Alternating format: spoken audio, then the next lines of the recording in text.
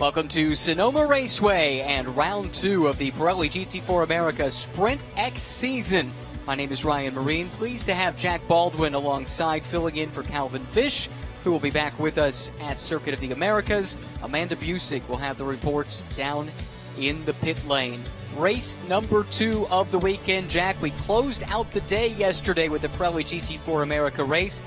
A much different time of day to start this race. Conditions on the track and in the air are going to be a little bit different. How do these teams approach the changing in conditions? Well, it's a little cooler.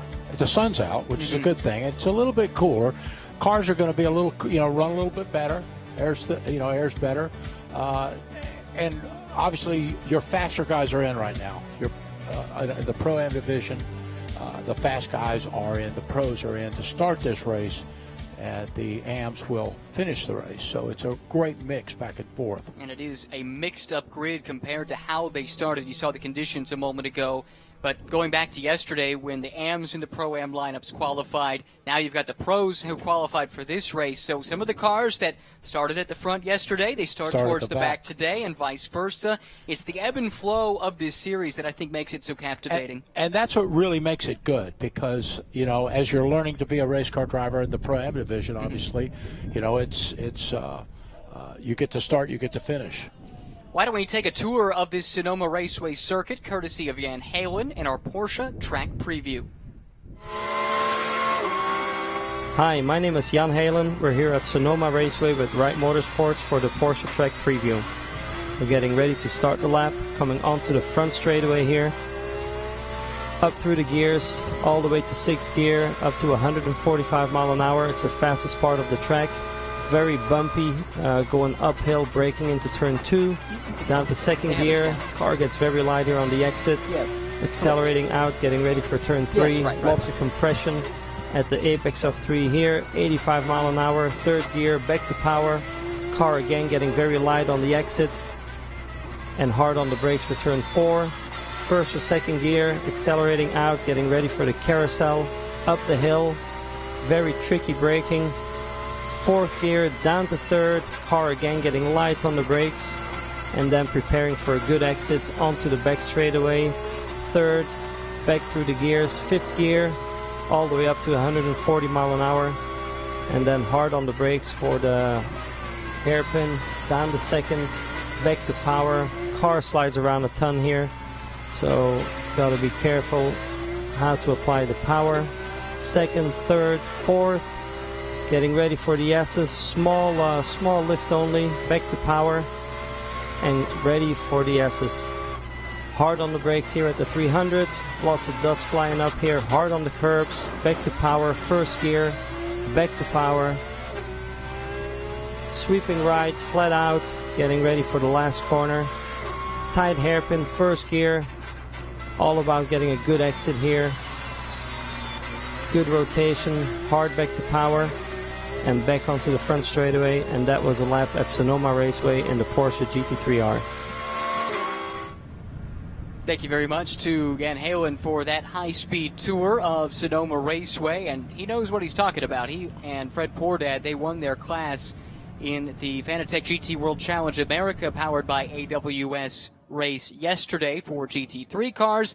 These are the GT4 cars of Pirelli GT4 America. We talked about the ebb and flow that you see in this series, but one consistent thing from day 1 to day 2, NOLA Sport at the front. The race winners yesterday, they start on pole again today. On pole again today. Jason Hart behind the wheel, one of the finest Cayman drivers in this country, and one of the best Porsche teams for sure. They're strong all the time. I would expect they're going to have another great round. NOLA Sport picked up 2 class wins in this series, including an overall win. Travis and Hart teaming up for that overall triumph, but also Patrick Byrne and Russell Walker winning the AM pairing class, finishing 5th overall if memory serves. A really great start. Let's look at the starting lineup. You saw Jeff Westphal, great driver as well, starting alongside Hart. Then it's Davis and Gallagher in row 2. Kenton Cook and Christian Shimshak make up row 3. Dropping back to row 4, it is the Pro-Am driver Andy Lee, along with Spencer Pumpelly. They think they can charge through the field today.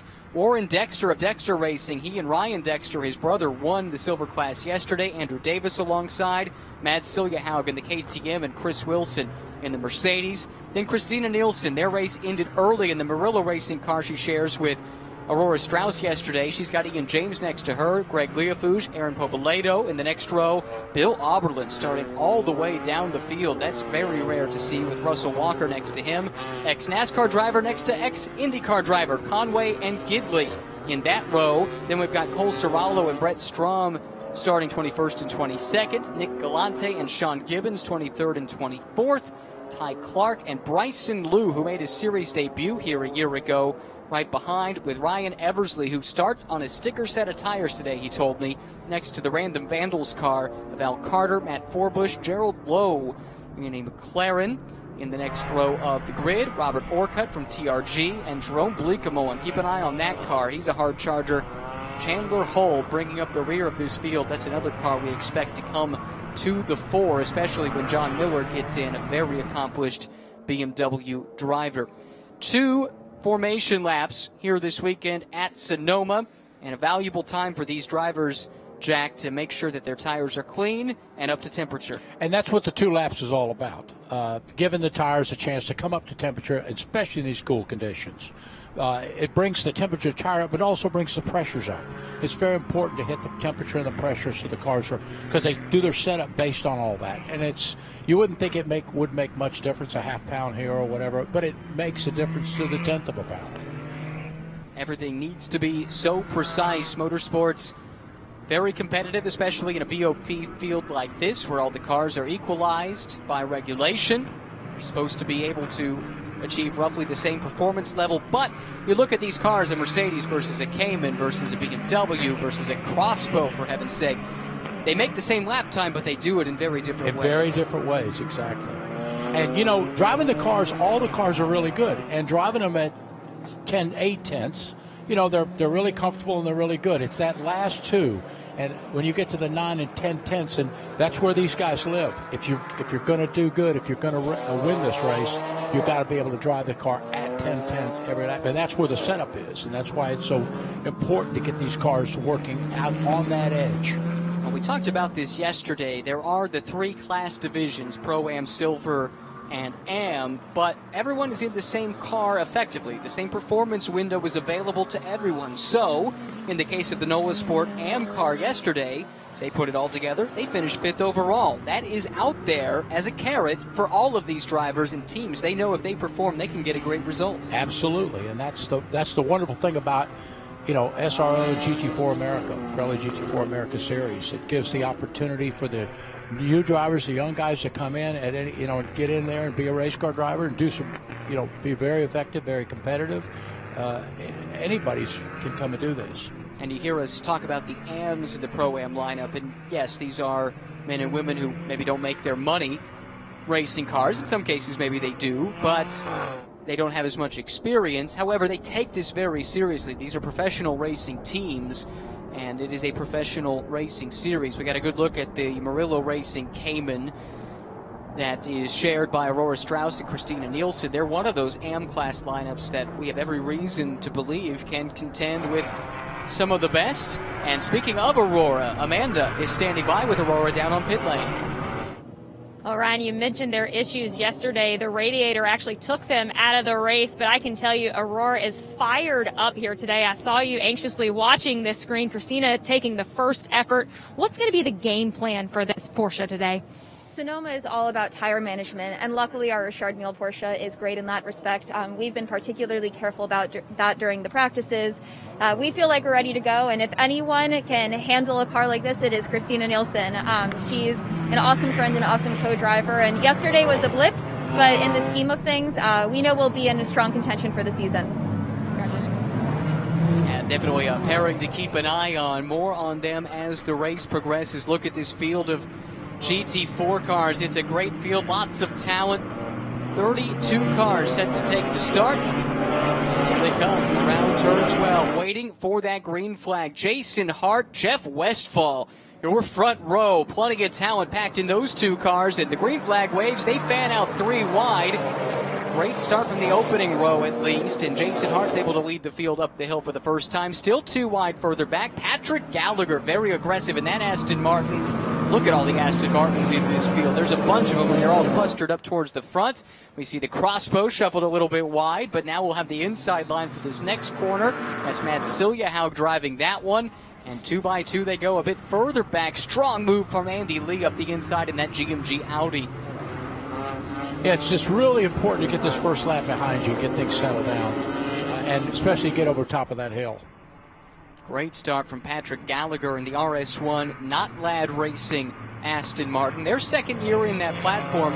Several of these Aston teams are pretty new to the Vantage, but not the RS1 guys. As Spencer Pumpelly runs a little bit wide. Might have had some help in doing so. He's one of the more experienced pros in this field. I talked to him yesterday. He told me he thinks if he can just hold his own in his stint, that when Derek DeBoer takes over after the driver change, they're going to go to the front. Derek had a great qualifying effort for race 1. Started on the outside of the front row.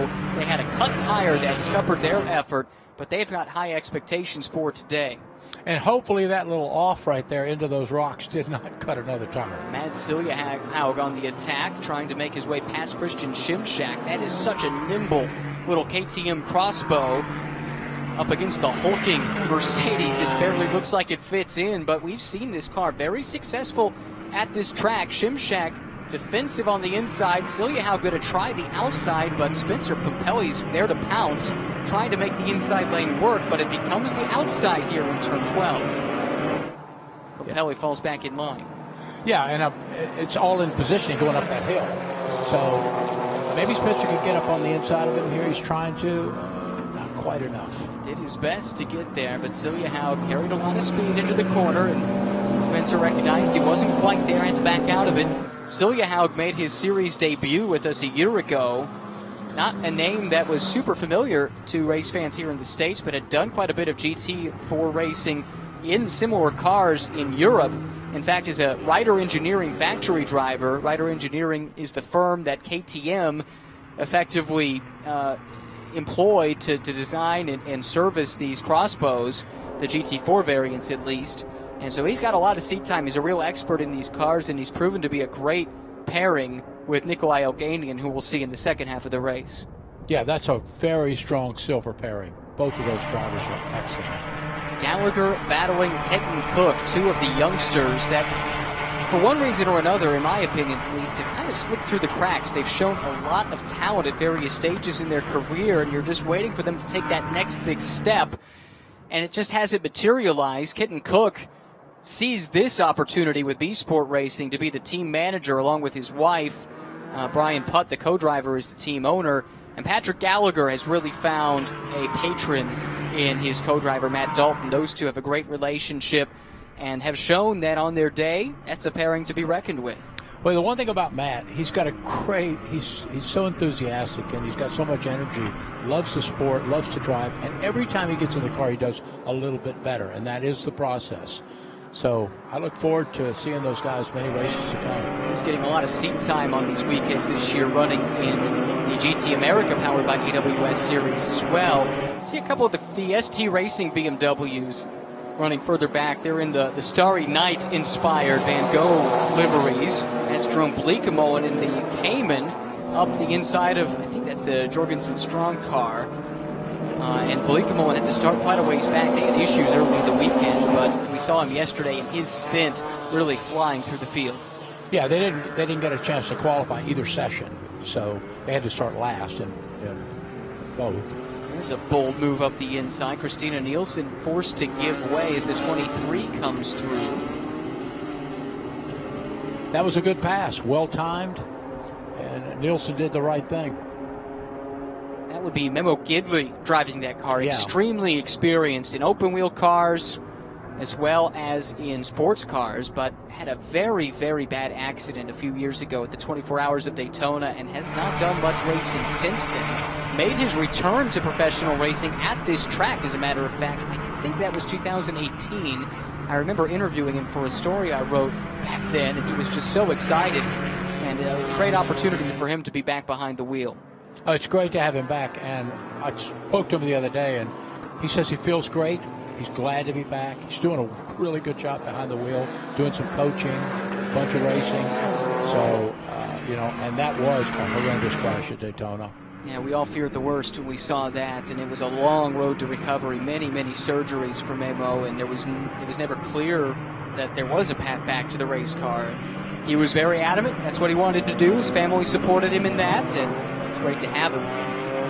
Turning the focus now to the battle for the lead, and a great battle it is. Jason Hart, you mentioned his prowess in a Cayman, and Jeff Westphal, he's good in just about anything. He's been running Audis a lot lately. He's got some experience in Ferraris. A guy who got to racing relatively late in life, but has made a career of it and is regarded as an excellent plug-and-play driver, no matter what the platform you're talking about. So Jason, obviously leading the race right now, and he's got looking at Westphal behind him, who's, like you say, very good.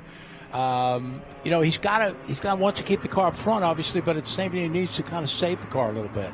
Can't run the wheels off of it because he needs to give Matt the car. There has to be something left. So he's doing the best he can to stay up front and also don't overdrive it, manage it. And of course, Jeff's just sitting there, just pushing him away, just like hoping that he can get Jason to wear those tires down a little more than he wants to. And while there is a mandatory pit stop in Pirelli GT4 America, if you're new to the championship, there's no tire change. It's just the driver change. You can change a tire if you can prove there was something wrong with a tire on the car, like if you cut it down or something like that. But really, that's not what you're intended to do. And so preserving the tires for the full 60 minutes is going to be a big deal. And we were talking about the ST racing cars. I mentioned when we were giving the starting lineup, at least the Ryan Eversley car is starting on stickers. They ran the same set of tires in qualifying and in the race yesterday. So it basically did 90 minutes on that set of tires. The idea being, let's save a good set for this race, as the Jorgensen Strong car is a problem, and around goes the Forbush Toyota Supra. Yeah, did he get help or not? That is Probably a good question. Might have got a little help. You don't know. I mean, might have run through the dirt, got into some of the dirt there. But something about those tires, that says a lot about the Pirelli tire. The tires are fun to run on. They're fun to race on. They're good. They hold up. They're very consistent. A great tire. Pirelli makes a great tire. But they're still at their best when they're new. And that's what Ryan Eversley is hoping to capitalize on. No, they're definally better when they're new. As with any race tire. That was an interesting moment there, to say the least. I don't know if that was related to... So you see all the dust that you see? Okay. So all that is dirt, and that just spreads across. So you can imagine just taking sand and throwing it across the track. Well, that didn't help the Toyota. No. That's probably why it went around, because when it went to throttle, the tires spun, the car went around. Great Race control hates that. Race control hates that. And I don't blame them. The dirt on the track? Dirt on the track. If you're the guy that throws dirt on the track. You hear about it? Yeah, it's not a good thing. Okay. Well, just 9 minutes into this 1 hour race, the pit window opens at the 35-minute mark. So still plenty of time, and I suspect most of these lineups will wait as long as possible. That tends to be the case, especially for the Pro-Am cars. The silver cars, especially if the performance gap between the drivers is not massive, they have a bit more flexibility. And that's true in the Pro-Am lineups. We've seen Nola Sport do that in the past. Matt Travis and Jason Hart. Matt is the AM, but on his day, he's as quick as they come, and that gives you more flexibility in your strategy. Yes, it does. Absolutely does. Like I said, they've been together for years. The team, the whole thing clicks. I mean, they are the gold standard for Pro-Am. And despite that, have not won a championship in the last 2 years. They finished second. They're also the most frustrated team because of that. And it seems like every year they get off to this big start. I remember 2 years ago, it was 7 or 8 wins in a row to start the year, and then a lot of misfortune down the stretch, and it slipped away. They had a chance to win it in the final race at Las Vegas, and it came down to the last stint with Matt Travis and it was Jason Hart, actually, and Greg Leofouge battling it out, or it could have been Travis and Quinlan. I'm a little hazy. It's been a bit.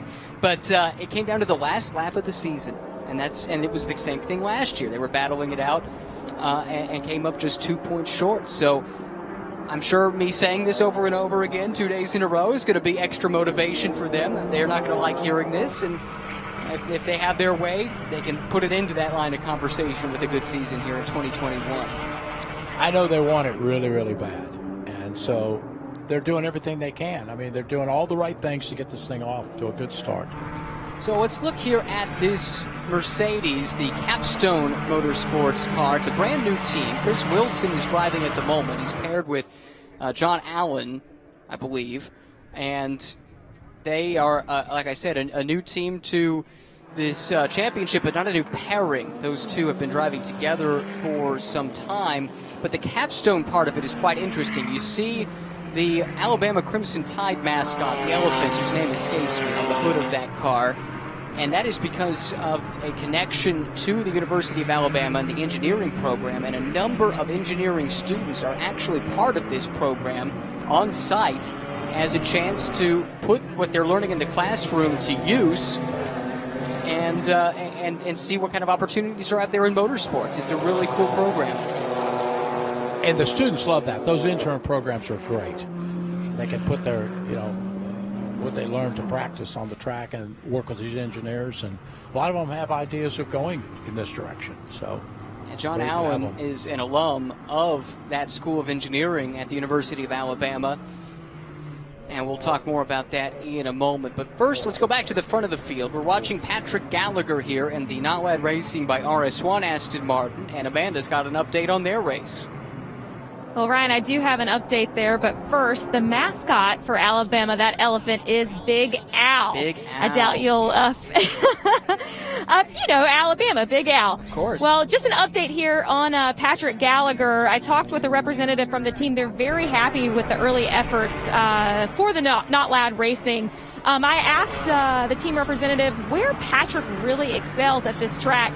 He didn't even go with any technical side of Patrick's skill. He said that Patrick is great as a teammate. He's really been in the mentor role with Matt Dalton, and I think to see the budding friendship among these guys will really show success here today. Without a doubt, it's been the cornerstone of that program. And yeah, I'm kicking myself on the Big Al thing. Should have known that. A little better on Big Ten football trivia. I could have told you Purdue Pete or Bucky the Badger. But anyway, back to the racing. We've got the Mercedes of Fosnot under attack here from Mads Siljehaug, working his way around the outside. It's a tough place to get it done. But as we saw yesterday, Jack, if you can just stay alongside, the track comes back to you. Track comes back to you, but you got to stay inside. And where the KTM is really strong is in the corners. It's light and nimble. It's not as strong on the straightaway, and that's where the Mercedes is strong. So this is back and forth, and I'm sure both drivers would like to get rid of each other, because it's difficult to race this way. They're not making each other go any faster like this, are they, when they're side by side? And Christian knows he's got to keep that KTM behind him. You can see the silver class standings up on the left of the screen, and I noticed Chandler Hull in the pit lane. That's not what we wanted to see. So that's a program with Bimmer World that both Chandler and John Miller were very excited about coming into this weekend, and something seemed to go off on that car as the race went along yesterday. They never got a complete answer as to what that was, but we saw Chandler really fade, and for whatever reason, problems here today, but the battle continues. This is for second and third in silver, and worth noting it's also for 9th and 10th in the overall running order. And two of the most foreboding names to pronounce when you just look at them, Shimshak and Siljehaug, running right next to one another. I've been practicing. Yeah, and this is for position, so anytime it's for position, it's all out. I mean, this is it right here, everything these guys have. Well, you talked about the relative strengths and weaknesses of these two cars. Put yourself in the crossbow. If you're Mads Siljehaug, where do you make the move? Where do you think you might have the opportunity? Well, you got to get close enough to throw it, and you got to get an inside pass. You notice he keeps looking inside, meaning he keeps diving to the inside, taking a little look. Hopefully he's close enough to get that car in there, and he can't. Most of the time, he can't see like that distance right there. That just he kind of falls back, and at the top of the hill, he comes back up, but he gets there too late. Would you rather be in the nimble car that lacks straight line speed, or the other way around? The other way around. I think so too. I think so too. It's a bit more forgiving, right? Well, it's always good to have that straight line speed. Makes you hard to pass at the end of those straightaways. You can just build that little extra gap. This is the Stephen Cameron racing car. Greg Lefuge behind the wheel of that one. That's 15th overall, just to give you an idea of how good this field is. That is an extremely accomplished pairing. Greg is an excellent BMW driver, been with his team a long time, driven with Sean for the last several years, and they're mired mid-pack at the moment. Yeah, and that's the home track, Steve Cameron Racing, one of the best teams out there. And on their home track, Sean Quinlan obviously runs with Greg, and another great pairing, by the way. And, and you see where they are. The competition in this series is tremendous. Yep, there is Chris Wilson, Big Al on the hood and on the side of the car in addition. And wanted to put one final piece on that story. The team name is Capstone, and the reason for that is the University of Alabama is known as the capstone of the Alabama educational system. And there was a governor, half a century ago who coined that term, and so that's where the name comes from on that car and on that team. Rentec Mercedes taking a peek up the inside of the Cameron Racing BMW. The BMW up ahead, that's Bill Auberlen, who actually lost 2 spots on that last lap. He's been fading. And this is a man as experienced as they come in GT4 cars. We saw the AM-class Noah Sport car taking a peek to the inside a moment ago. And if Bill Auberlen is struggling, it tells you they just haven't got that car quite figured out, and maybe this is not the best place for the BMW. It's not the best BMW. It's not the best track for the BMW. They do well here. They do well everywhere, actually.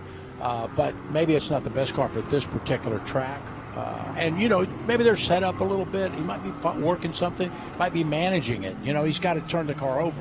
So if you have a problem and you grind away at it, you give your co-driver very little to work with. Taking a look at the Race Vision, powered by AWS. Top speeds posted there. Nice mix of machinery and classes represented. Spencer Pumpelly is looking pretty confident at the moment. He's reeled in this Aston Martin up ahead of him. Paul Terry listed as driving, but I think it's Brandon Davis. It should be. Terry started yesterday, and they are behind Andy Lee at the moment. Yeah, that's a good little group right there. And when you get like that, it's really hard to see. They're all trying to get in a position to make that pass, but the cars are so even. It almost takes a little mistake, or it takes the car to, maybe fade a little bit where the other car get the run.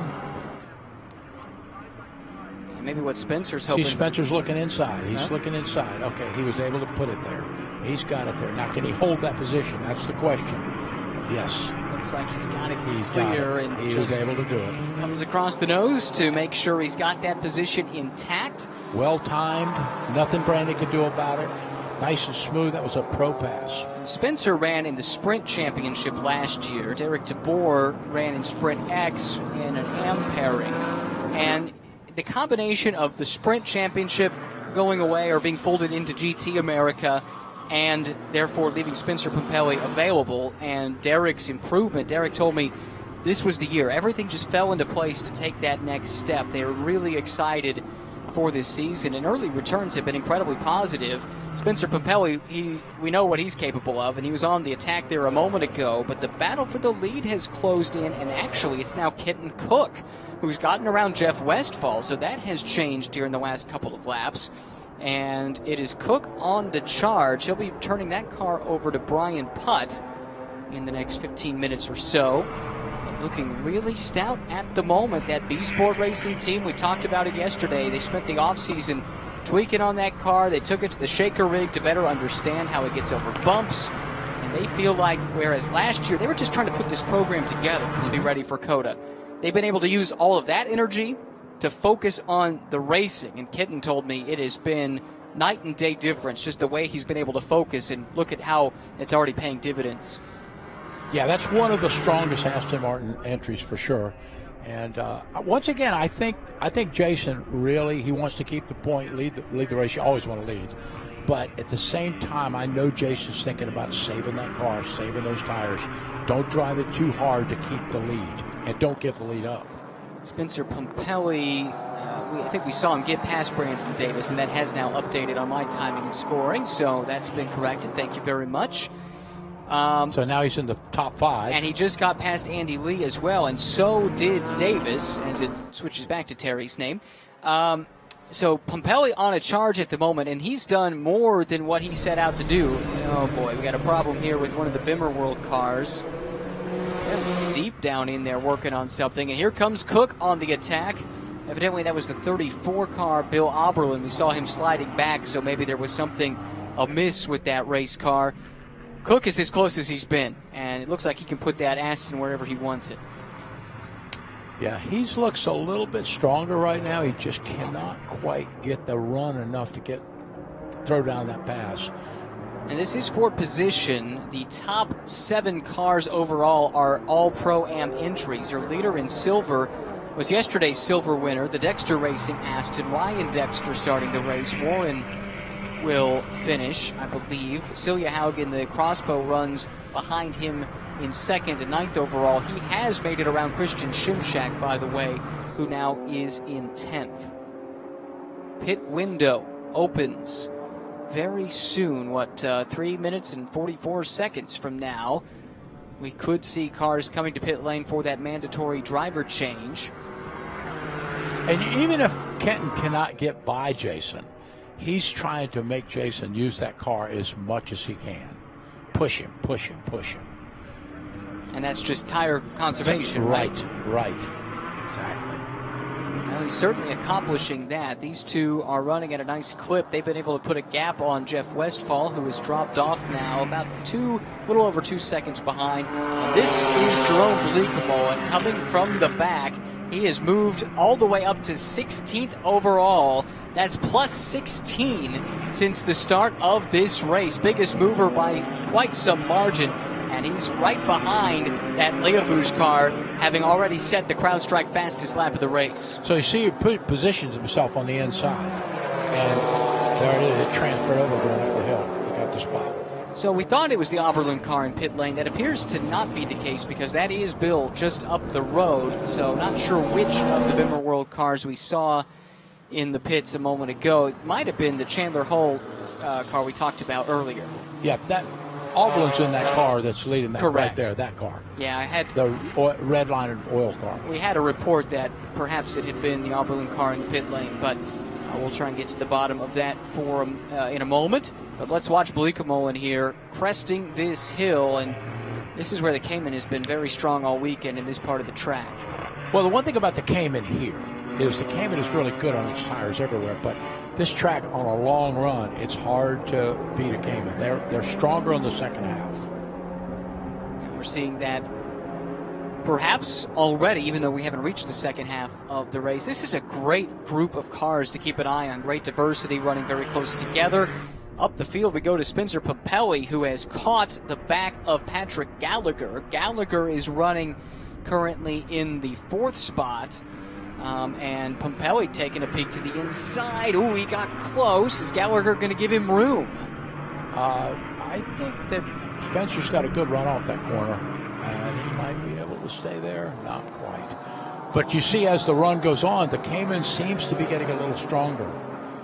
It's a little easier on its tires, a little lighter, typical Porsche. This track is very good for the Cayman. I did just get confirmation that the Bimmer World car we saw in the pits was indeed the Chandler Hull John Miller car that we talked about earlier. Very early on, we saw a graphic that it had been in the pits, and a bent control arm, I'm being told, was the problem there. That sounds like contact to me. Yeah, has to be. There will be, in fact, here is confirmation about that. I got word that if he does make it back out, there will be a drive-through penalty for causing a collision in turn 9. So all of our mysteries solved at once, thanks to all the folks behind the scenes who help us keep tabs on everything. It does take a village, to say the least. Here we go into turn 7. Spencer Pumpelly working on Patrick Gallagher. Close enough to make the move this time, but Gallagher runs a little bit wide. It looks like he's chasing that race car. So what Spencer wants to do right now is get that run started, and hopefully get a run well enough to get through those S's and get a run down the hill and try to set up for an inside pass. So he's looking inside right here, and there he goes. He got the run. Got the run. And hard on the brakes. Got it done. Great place to do it, too, in that chicane. And the pass started. The setup for the pass started at the carousel. Right. Half a lap before. And you got to plan that far in advance. You Yep. see it up on the screen. Pit window is open. Will we have any early takers? It really, usually on day 2, what we've seen in the past is it tends to all come at once, deep into the run with the pros starting. These Pro-Am lineups want to keep their pros in as long as they can, but if you are making the change, I do think the Dexter car is going to go ahead and short pit, and maybe what they see is they can come out. They've got 2 brothers who run about the same pace. Right. And if you can get out of a group of cars and get some clean traffic, you can make up some ground without ever having to pass anyone on track. And end up with track position. Right. Exactly so. So I'm going to speculate that's what Zane Dexter and the rest of the Dexter Racing crew are thinking. No let-up, though, in the battle at the front. Jason Hart, who teamed with Matt Travis to win the season opener yesterday, not quite as controlling of a run. Remember how big of a lead they had yesterday? Well, I think that all the cars behind Matt were racing each other, giving Matt a clear track and able him to get away. No such luck for Jason Hart, who has had his mirrors full first of Jeff Westphal, but then Kenton Cook.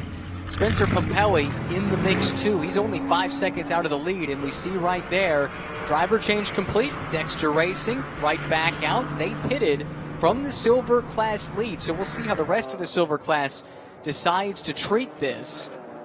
Christian Shimshak and Kenny Murillo running now up to second. They were third prior to that stop in that class, and then the Elgani and Soyahout car running in the lead prior to this round of pit stops in the crossbow.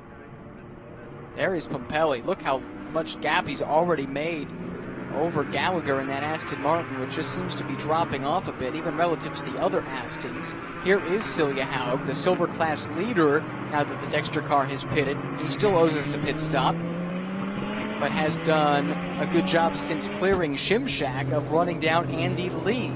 This is one of the Motorsport USA McLarens, Gerald Lowe and Michael McAleenan. See Dan Rogers' name up there on the window, too. Yeah, these guys run 3 McLarens. Yes, they do. Very busy team. And Jared Lowe actually owns Motorsport USA, so he is. Okay. And there was one of their drivers couldn't make it, so Jared got back in the car. Well, that does answer one of my questions that I was unable to answer prior to the start of the weekend, so thank you very much. Good to know for the future. And look at the way Jason just brings that car over the top of that hill. Just slides that thing into the carousel and gets a good run off. You know, and as the run goes, you see the Cayman tends to be a little stronger here.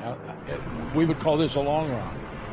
You know, the Aston's not quite as effective.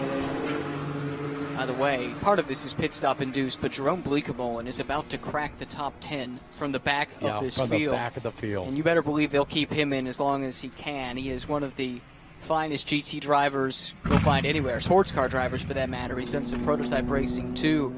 Here we go, Bimmer World in the pits. Nick Galante out, James Clay in. These two had a good race going yesterday, but as I recall, something went a little kooky at the end of the race. Oh, that's a very strong pairing right there. Nick doesn't have much GT4 experience, but he can lean on James for that. A champion in another series and in other classes. Here comes Elganian now. He has caught Lee and wants to make that spot up if he can before this pit stop, and he turns it over to his good buddy, Nikolai Elganian.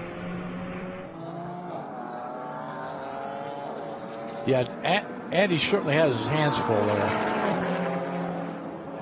And this is where the Expo being so small and light. Another one good on its tires, on the right? long run. You know, and as the day heats up, you know, the temperature's going up a little bit. So it favors the KTM.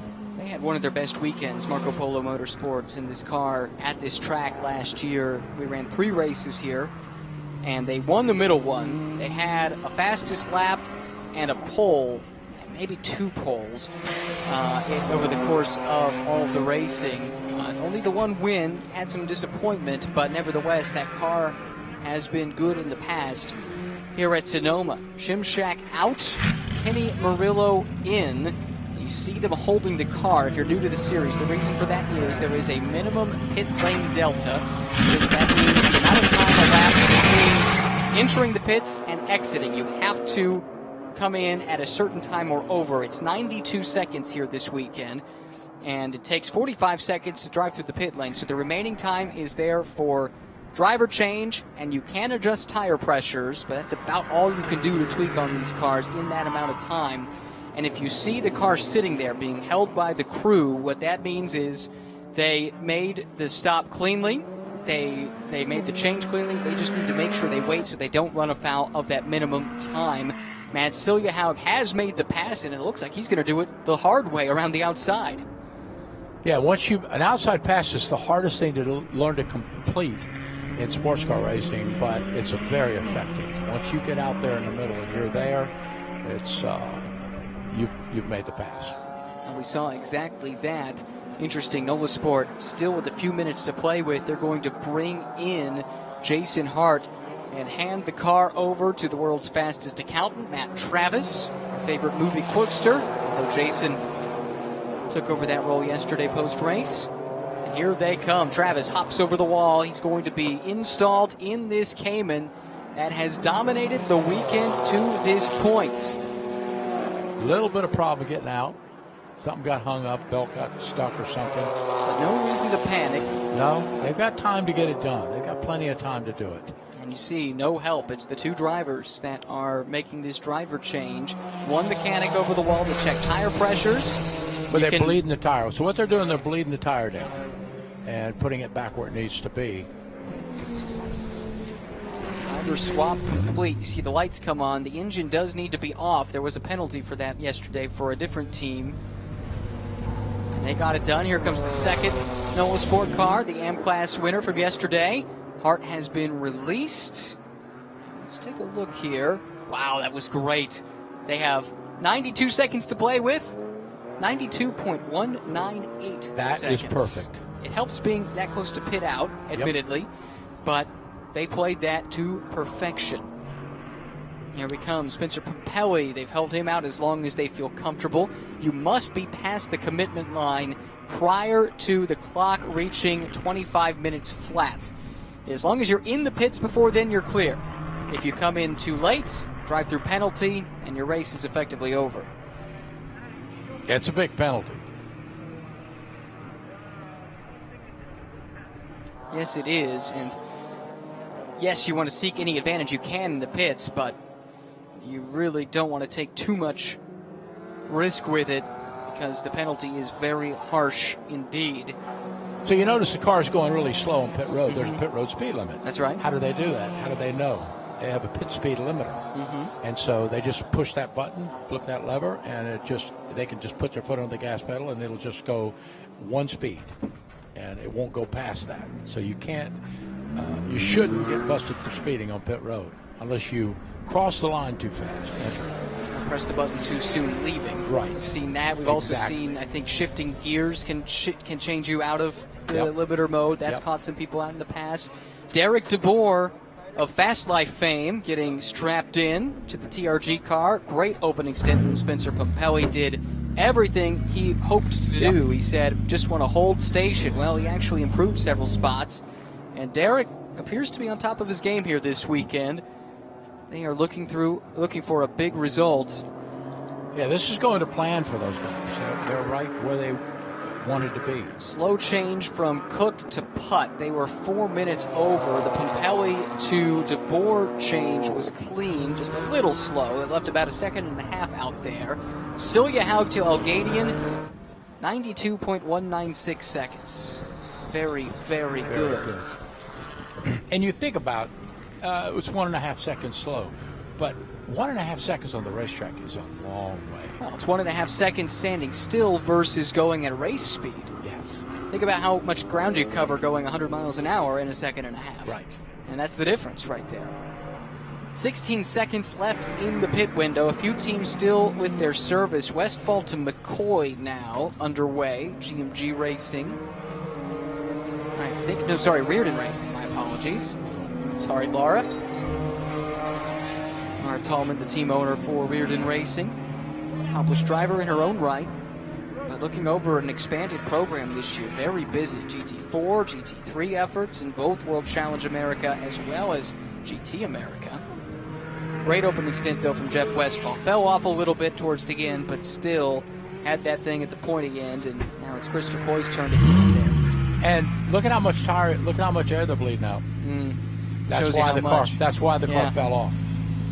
Want to make note, the change from Ryan Eversley to Joe Lupo, 15 seconds over the minimum. Oh.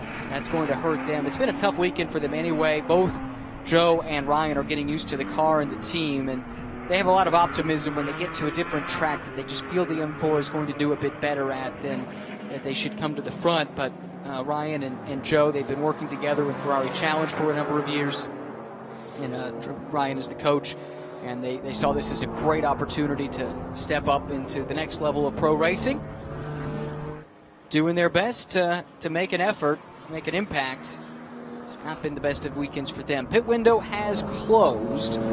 We look here at the Reardon Audi. That's McCoy now behind the wheel. Under attack from Derek DeBoer. This is for position. Derek makes it work. That's not a place you see a lot of passes, but Derek is on warm tires, and I think Chris just got released, and that is a big difference. Yeah, you have to go out there and you have to kind of get into it, see what you got. It takes a little bit to get the car up to where you know what you got. And McCoy also, in the exchange, they lost about 4 seconds there in the pit lane, nearly 5. Ian James to Gray Newell also on the slow end of things, 15 seconds over. So now we see McCoy under attack right away, and this is for position right here. Looks like fourth, I think, on the racetrack. Brian Putt, who has taken over for Kenton Cook. Remember, they had a bit of a slow exchange, trying to recover, running up in the top 5.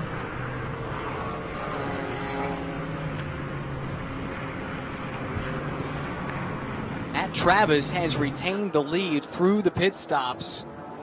Now 10.6 seconds over Derek DeBoer. We saw Derek come through, so it's a couple of Caymans coming to the front in the second half of the race. Jack, you might know what you're talking about. Yeah, and I'll tell you what, it'll be hard to catch Matt.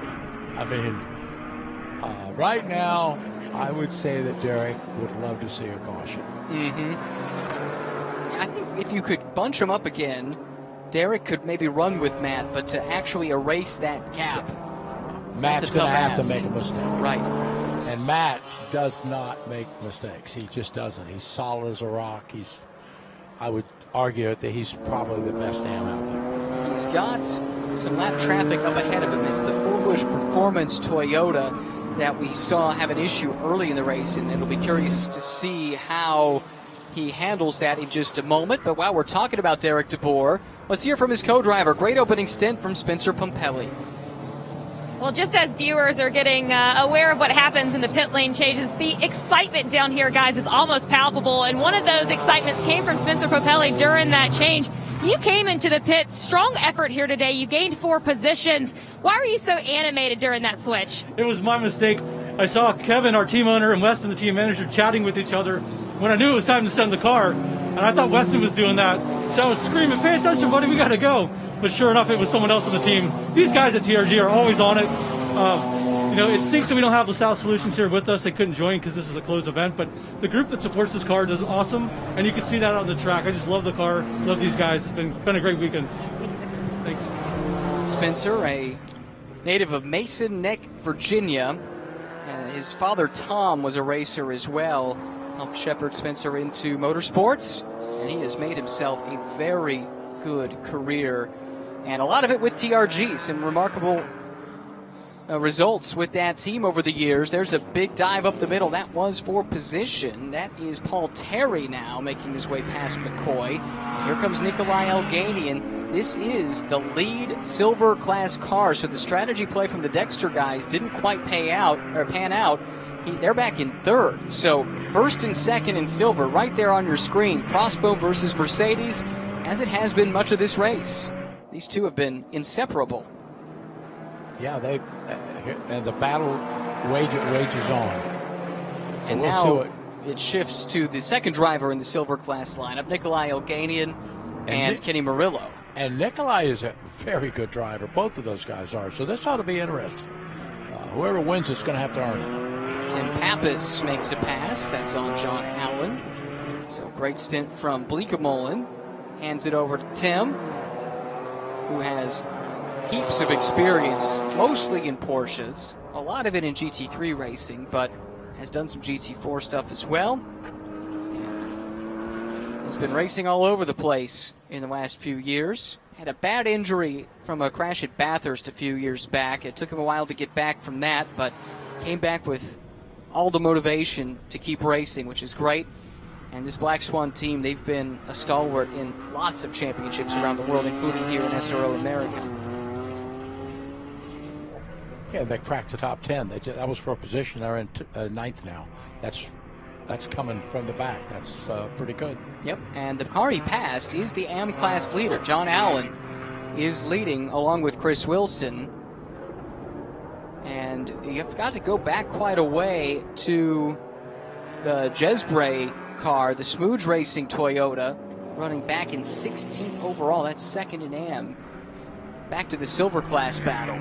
And what a battle it is. Nikolai Elganian trying to hold off the youngster Kenny Murillo. Taking a peek around the outside now. Kenny hard on the brakes. You can see that Mercedes squirming around.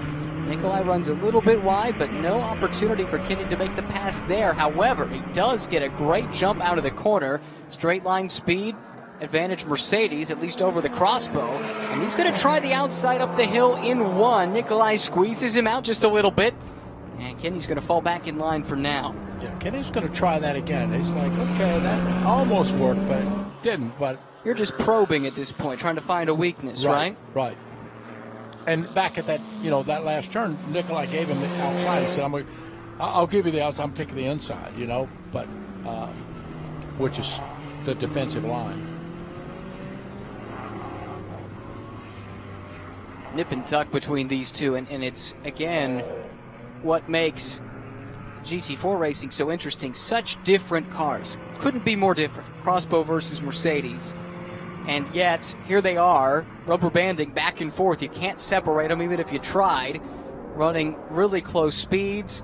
The ebb and flow, advantage, disadvantage, changing depending on where you are in the track. It's just fascinating to watch. And then you get scrums like this. This is for about, this is 15th, 16th, 17th, and 18th. Aaron Povoleto leading this group. That is the second place car in AM, right behind Povoleto in the Mercedes. But everywhere you look, you got battles on track. Well, that was a driver change there, so I don't think it's Aaron in the car. Oh, I think you're right. It must be Ross Schwest. You're right about Exactly. that. Sorry, my mistake. And it's John Jesbray behind. Those guys had a great They run did. yesterday for their very first race. They were thrilled. Uh-oh, Matt Dalton appears to have a problem. That front-running Aston Martin is off the pace. Yeah, something's wrong with that car, and it looks like he's pulling it off. Yeah, I found that access road really, really sportsman-like stuff from Matt Dalton. I'm sure he's heartbroken as Jesbray comes under attack here. And drops the spot to James Clay. But I don't think that's for position in class. That's just overall position changing hands. What is for position in class, though, is that Porsche Cayman looming large in the mirror behind young John Jesbray, who comes from MX-5 Cup racing. Just one season of it. That's all. That's the extent of his racing experience. Straight into GT4 and looking pretty at home, all things considered, and has great coaching from former NASCAR Cup Series Rookie of the Year, Kevin Conway. He also has a lot of sports car racing experience. Here comes James Clay now. that is such a good little team, and I'll tell you, the enthusiasm over there Smooge. is great. Oh, they're just amazing. And if you missed it yesterday, the reason they're called Smooge Racing, John's father, I guess, nicknamed John Smooge because he was evidently a chubby baby. And they've embraced it. Their logo kind of looks like an artistic version of a chubby baby, I guess you could say. It's a really fun-loving crew, and they're really excited about it. Well, we talked about the great stint from Jerome Bleekemolen, nearly cracking the top 10, maybe even cracking the top 10, coming from the very back of the field, and looks like Amanda has found our Flying Dutchman. Well, they started in the 32nd position on the grid, now up into the 9th spot. That is 22 cars that they have overtaken in Jerome. What has been the main factor in finding success here today? Well, it's a track where there's very low grip and the tires fall off quickly. So it's really hard to not have like a big oversteer moment or big understeer. So you have to drive right on the edge but not over. During the driver change, was there any information that you passed along to Tim? No, I mean, the car is great. It's a brand new car for the team, but they've done an awesome job setting it up. And I just said the car is really good, enjoy it, and he is. I mean, he made up another spot, and his lap times are great, so it's looking really good out there. What a turnaround effort here in round 2. With all due respect to Jerome, I would say the biggest factor in their success is Jerome. He is that good.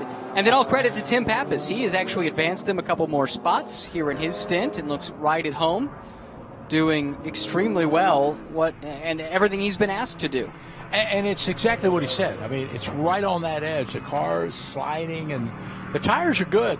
It's just, you're driving the car at its absolute edge as fast as it'll go. Well, folks, get excited. We've got 13 minutes left, and this is 2nd, 3rd, and 4th overall and in Pro-Am, all in the same camera shot. Derek DeBoer doesn't look totally comfortable at the moment. I wonder if maybe there's not as much tire left for him as he would have liked, but he is coming under attack here from Paul Terry, who can be very aggressive. We've seen that from him in other series in the past. He's not afraid to stick his nose in, and boy, right on cue, here he comes, taking a peek up the inside. There's the aggression I'm talking about, but they made it work. Yeah, I mean, he's okay. He's got a little bit of a position. No, couldn't quite. I think he's got to run. I think he's got to run. He's got to run. Derek's going to cover the inside, so let's see what he does with it. You got to be careful not to give up second. Oh, using the bumper there, a bit of the chrome horn. That's all right, though. That wasn't enough to move him, so that's... And you know what? A couple years ago, that might have rattled Derek DeBoer, but he just took it in stride. No problem. Yeah. We move on. Yeah. It really shows his development, and that's been fun to watch. Uh-oh, as I say that, my apologies, Derek. Something went amiss in turn 1, and I don't know if it was the car or if it was just a mistake, but that's going to be costly. That's 2 spots on the track because Terry goes through, and then Kenny Murillo follows suit. Well, let's see if he can keep up with that pack, because otherwise something has happened to the car, because you can get a little outside going up the hill. That was the car looks like a problem. It looks like a spin from Elganian is what we're hearing in turn 1, and that's where we saw Derek have his problem. So you wonder, is there something on the track perhaps Could be causing this? Track. And that was your leader at the time in silver. So he's dropped back a little bit. We'll follow up on that story in a moment. This is lap traffic that a couple of our front runners are working their way through. One of the TRG cars side by side here with Murillo and Terry. Give the spot to Kenny. He's on a charge. And Kenny's in silver. Right. So, Paul, that was nice. Let him by and just follow him, because it doesn't affect your class finish. And Kenny Murillo went and ran Porsche GT3 Cup Challenge last year. I don't know if he did the full season. I think he missed a handful of races. I can check that in a second. But that is good training for anybody, and you can apply lessons learned there in just about any car. Certainly being used to fast, close competition. As he goes defensive there, let's look at what happened to Derek. What do you make of this? I think he got a little outside, and you get a little outside. You see the dust as he moved outside. That sand, the car wouldn't turn. He had to get out of it and save from going off. Yeah, it's back to the Kenny Murillo story. Finished 9th in points in the Platinum class last year for the top racing team. Did miss the Elkhart Lake and Sebring rounds of the championship. Ran a couple of races in a GT4 Mercedes elsewhere last year, but go back a year before that, and he and Christian Shimshak proved to be a great pairing. Only ran 2 weekends in GT4 Sprint X West Pro-Am, but they won 3 of the 4 races and finished on the podium each time in class. It's a good pairing, and there is Christian looking on. Something of a mentor, I suppose, for Kenny, and a good one to learn from. And it's not only the pairing, it's the team. Right. Morello Racing is a really good race team. Every time they bring a car to the racetrack, it's competitive. So Murillo, with that pass of Terry, now not only leads the silver class, but he is second overall. The gap to Travis, with 9 minutes and 50 seconds to go, is 10.9 seconds. Terry runs third overall, which I have to imagine has him tickled. That's great.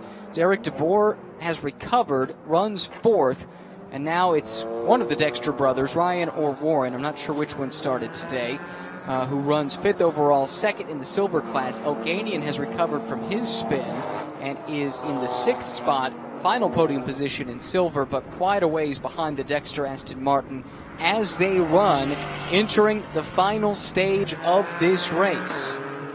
There is DeBoer.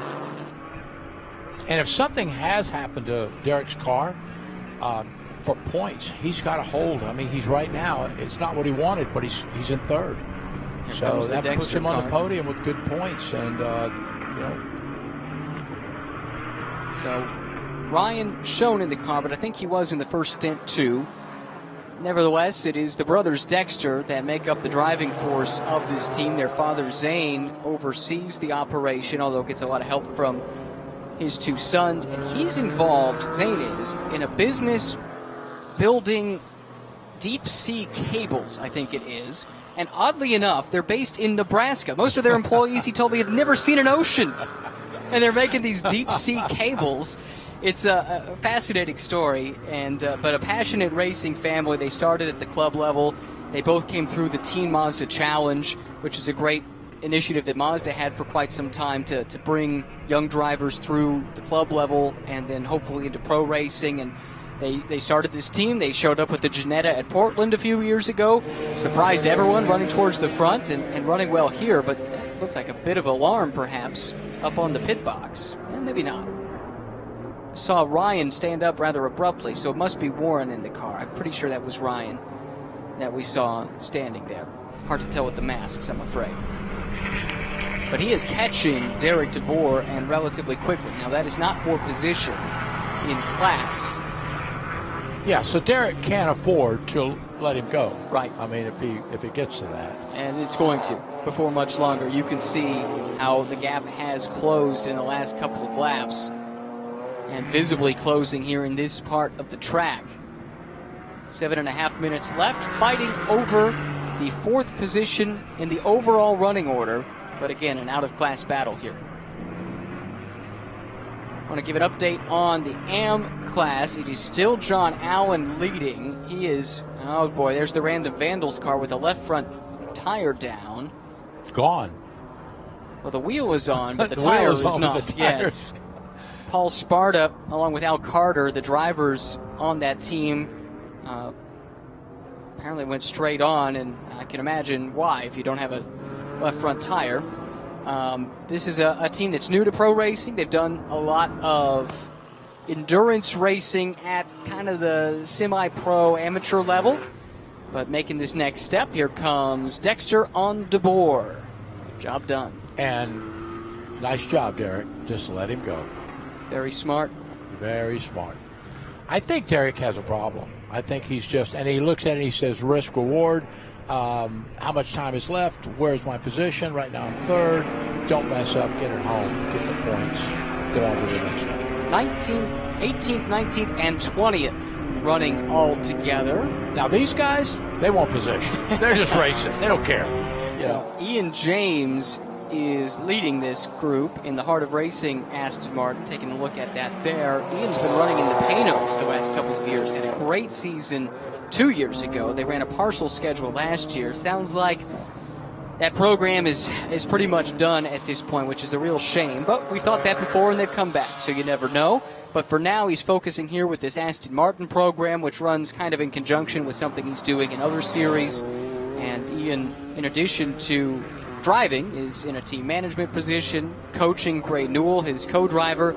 They did an extensive testing program last year to prepare for this. And a world-class driver. Oh, without a doubt. Ian J. And one of the nicest guys in the paddock. Without a true a doubt. Professional. A pleasure to work with. Known him for many, many years. Yeah, came to the States from the UK and has made this his home, lives in Arizona now. There's a pass for position. He's the AM winner from yesterday, the NOLA Sport Cayman. Part of that mix. Back to this fight. I think Ian's Aston Martin is, he's struggling in the corners. And I think at this point he's kind of thinking, well, maybe we should let these guys go. It's looking that way. 38 car. Just behind ST Racing Team. That is the Bryson Liu-Thomas Mejia combination. Bryson Liu, a former open-wheel driver, did some French F4. Blew everyone away with his debut in touring cars here at Sonoma last year. This is his home track, grew up karting here, and is getting more and more comfortable. His co-driver, Tomas Mejia, ran in the minis as of late. And just like the Rubo-Eversley combination, it's a whole new driving crew for ST Racing this year, and they're learning on the fly, but expect them to come to the fore before too much longer. Back to the overall leader in Matt Travis. Kenny Murillo getting a little bit closer. It's down to 6.5 seconds. Yeah, but once again, it's Pro-Am to silver. But it's also overall. I mean, there's something about winning overall. And once again, the NOLA Sport 47 car has just done a magnificent job this entire weekend. It's a good look at the difference in pace. The best lap, pretty close between the two cars, but the last lap, advantage Murillo. They've done a good job keeping on top of their tires. And Murillo, in the silver class pairing, you would think that on aggregate, a couple of silvers might come out on top over a Pro-Am. It's not always the case. And especially not when you're talking about Matt Travis, who is about as good as they come, as you said, Jack. With the AM designation next to his name, it's almost unfair to consider Matt an AM. And speaking of NOLA Sport, we got Amanda down there in their pit lane. Well, Ryan, I think as we all may remember from the interview yesterday, it was Jason that brought the NOLA Sport effort to the checkered flag. How have you guys been able to be so dominant this weekend? Well, if you listen to our radio, I'm just out there screaming, I'm learning to drive with fear. I'm just a country boy from Texas that likes fishing, fighting, and French toast. To be leading this rodeo is just amazing. I have a feeling we're going to have a fun season. What's that song? I have a feeling we're going to have a fun season I with hope you. so. Congratulations. Thank you. It's hard to find a more fun-loving team, and now Jason Hart's gotten in the act. He's been learning at the foot of Matt Travis. Jason might be coaching Matt on the racecraft, but Matt's been coaching Jason on the interviews, and Amanda is the beneficiary of that. Always fun. Always like always going down. fun. And hey, the team's in New Orleans, so I mean, it's just the whole thing's just great. And speaking of NOLA Sport, their car involved in this. What are we? Oh, that is not what you want to see if you're NOLA Sport. The winner yesterday in the AM class, and around it goes. Patrick Byrne, I believe, will be finishing today. Not sure where they are. Looks like third prior to that spin, at least. In Yeah, the but AM they didn't class. lose. I don't think they lost a spot. So I think they're still. And we'll see. Kevin O'Keefe was close. And we'll let the timing update and answer that definitively, hopefully, here in a moment. So we're down with a minute 45 to go. Is this coming up on the white flag right now? I was told they just threw it, so okay, here we go. He just passed it. So last lap, once again, Matt, just bring it home. This team, not unfamiliar, to use a double negative. You know, it's nice to get in the car when it's yours, when you control it like this, and it's yours to lose, but it also comes with a lot of pressure. So you really have to get your head in a different spot because you can actually make a mistake by trying to be careful. Now, Matt Travis has been in this position enough the last couple of years. They've won 11 races in the last 2 seasons. Very close for the championship in the last couple of seasons. We'll watch him. I do want to keep an eye on the battle in AM because John Jesbray has caught John Allen and it was 1.5 seconds at the line the last time by. So we'll keep an eye on that fight as it stands. But here at the very front of the field, a smooth ride for the second consecutive day for NOLA Sport. Jason Hart and Matt Travis. They are just a few corners away from the sweep of the opening weekend of the season. Now trying to convert that into the long-awaited championship they've come just shy of each of the past 2 seasons. Kenny Murillo's orange Mercedes looming in the background, getting a bit closer, now under 4 seconds, but won't get there. Won't have a chance to challenge this car for the overall win. Murillo looks set to clinch in silver. The AM race, the only one up for grabs at the moment. Here comes Matt Travis around turn 11, making the left-hand bend of turn 12. The checkered cloth awaits, and for the second time in as many days, NOLA Sport, Jason Hart and Matt Travis win at Sonoma. Kenny Murillo and Christian Shimshak bring it home in second overall and win that class. We drop back to this fight between Dexter in the chasing car and Terry, the BMW, not for position. They finish with Terry third overall, second in Pro-Am. Dexter Racing will finish in the next spot in silver in second. Looks like Derek DeBoer might be just behind, and it does appear that John Jesbray has made the pass on John Allen to win. Well, we believe so.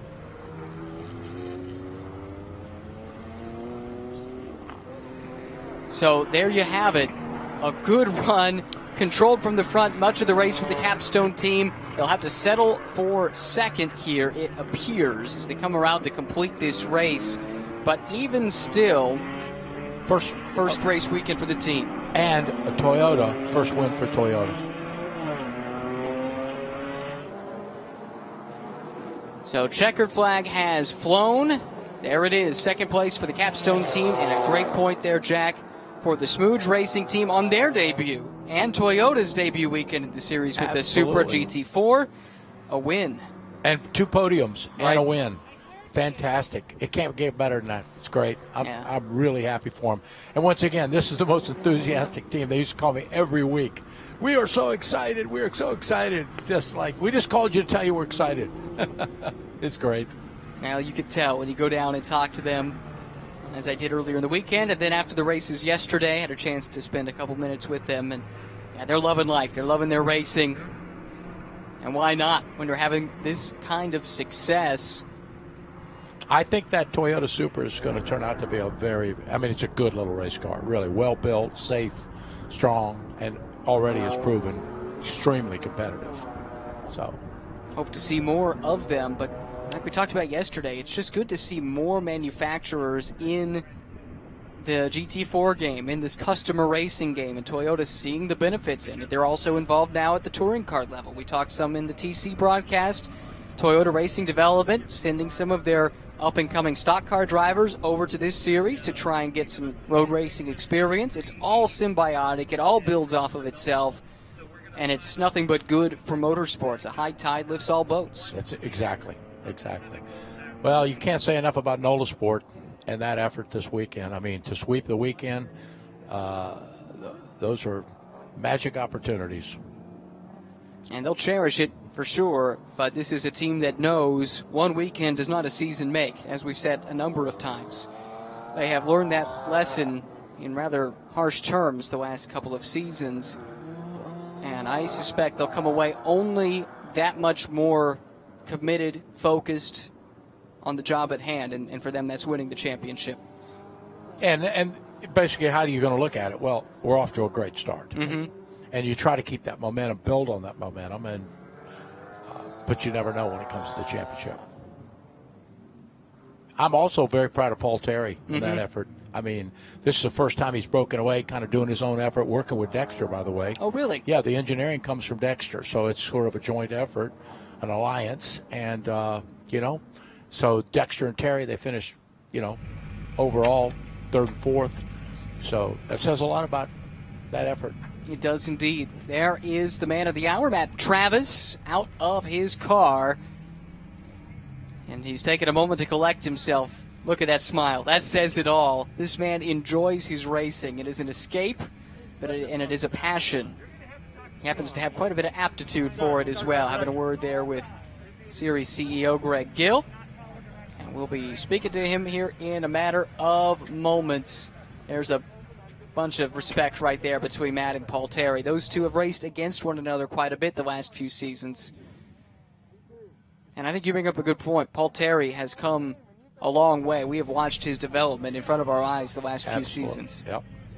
Yeah, I'm real proud of Paul and what he's done and how he's improved. Love this shot of the car, of course, the Talladega Nights reference with the Puma and the me on the front. And we know that Matt loves his motorsports movies, and he loves that one in particular. We'll probably hear his favorite quote from one of them here in just a moment with Amanda if Jason doesn't step in and steal it first. But, hey, let's find out what happens. Let's go to you, Amanda. Well, Matt, Jack Baldwin in the booth called this a magic opportunity to sweep the opening weekend here in Sonoma. How will you build on this momentum as we head to COTA? Man, that's funny. I was thinking magic too, because Jason and I like to think of ourselves as Magic Man and El Diablo. I think it's like Spanish for some kind of fighting chicken. Anyway, what a weekend. Can't believe it. Thrilled. Congratulations. Thank you. Oh, Matt, don't change. We love it.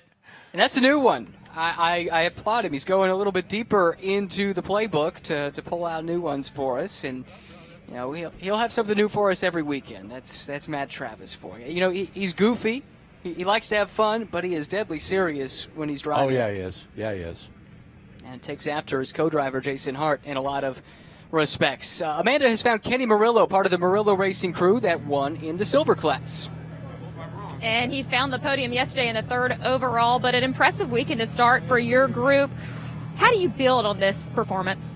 Honestly, just more excited that hard work's paying off. I mean, the whole Murillo Racing crew, we worked hard for these kind of results.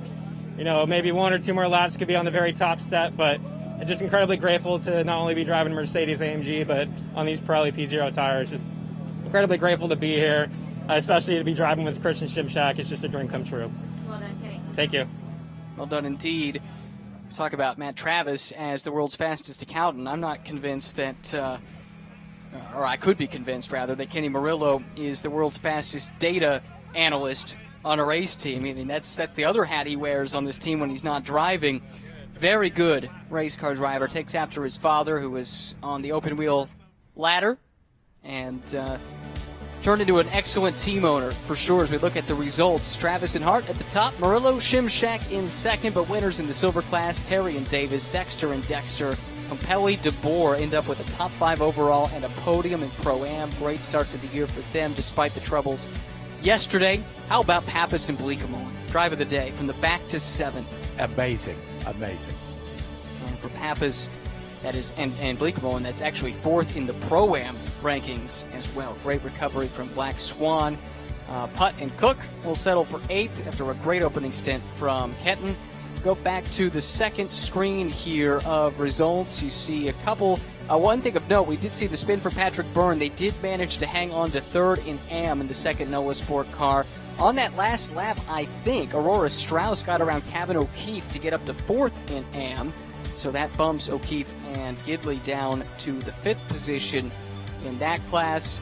We saw the problem late for the Random Vandals Racing BMW, which is a shame. They ultimately will settle for 30th here in the second race of their debut weekend. So some up, some down, as you would expect over the course of a 2-race weekend. Who's leaving Sonoma the happiest, Jack, other than you? Well, I'm very happy. No wreck cars. I mean, we're going to go to COTA and really have a strong round 2, but I'd have to give it to Matt and Jason and the whole Nola Sport team. It's just amazing how well they did this weekend. But there's also so many other great stories, new teams that did well. You can't say enough about the Toyota, Smooth Racing, for their first effort to come and do as well as they did. Amazing on that. Murillo, there's another one. And it just kind of goes on and on. Paul Terry, Dexter. We have a great group of competitors this year. I am so excited and so thrilled to be part of this SRO Pirelli GT4 America series. As am I. Highlights of the race. You saw Jason Hart in the Nola Sport car started on pole. Used that to build an advantage right off the bat. Here is a move to the inside. That was Nielsen fighting with Memo Gidley. In the further back in the field here, that's a problem for the RHC Jorgensen Strong car. Here's the spin for the Forbush Performance car. They ultimately had an issue and dropped out towards the end of the race. Problems for Derek DeBoer. He was able to recover this, but was running an overall podium contention at the time. Hairy moment here. A couple of cars battling for position with a lap traffic in between, but give the advantage to Kenny Murillo, able to make the pass on Paul Terry in the final 10 minutes. Great racing all weekend in Pirelli GT4 America. Can't wait for the next round at Circuit of the Americas.